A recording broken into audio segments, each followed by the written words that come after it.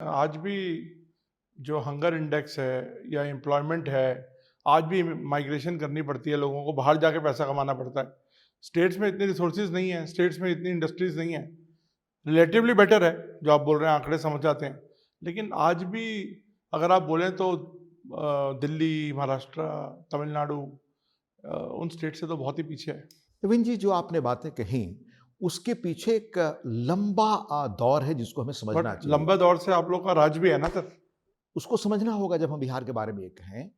48 में बिहार, 48 से 50 के बीच बिहार भी अन्य राज्यों के मुकाबले अपनी नई यात्रा शुरू की उसने। उस दौर को, फेज को आप देखें तो सिर्फ अंग्रेजों से शासन कांग्रेस को मिला। कांग्रेस ने विकास की यात्रा पर एक उसने ग्रोथ मॉडल बनाया। उस ग्रोथ मॉडल में बिहार सबसे हाशिए पर उन्होंने रखा। बिहार सबसे अधिक उस दौर में एग्रीकल्चर प्रोड्यूसिंग स्टेट तो था ही, अन्य दृष्टि से भी संपन्न था और नेशनल जो आपका जीडीपी था उसमें बिहार का बड़ा योगदान होता था। पर उस बिहार को कैसे कंगाल और खराब हालत में कांग्रेस दौर में वो स्थिति पहुंची, उसको अगर जानना हो तो एक चीज सिर्फ मैं आपको बताऊं। जो उन्होंने वहां से मिनरल्स निकालकर फ्रेट इक्वलाइजेशन किया, यानी भाड़ा समानीकरण की नीति, वहां से कोयला निकाले, वहां से अन्य खनिज निकाले और बंबई से लेकर तमिलनाडु में भी वो उसी भाव पर मिले जो झारखंड में मिले, जो बिहार में मिले। आज का झारखंड है वो।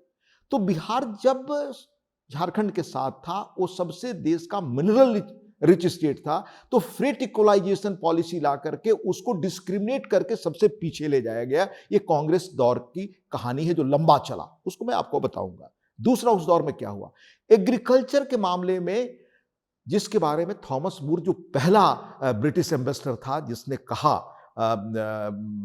मुगल बादशाह जो थे 17वीं शताब्दी के शुरू में, कि बंगाल पूरे देश को खिलाता है, तब बिहार बंगाल का अंग होता था।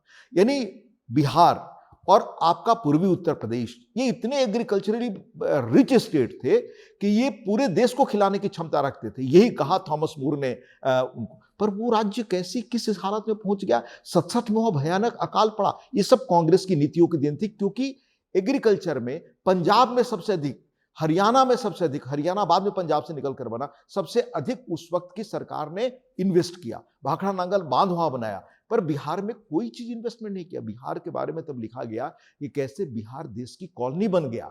ये 62 में एक किताब आई, 61 या 62 में, सच्चिदानंद सिन्हा की, कैसे Bihar internal colony of India बन चुका है।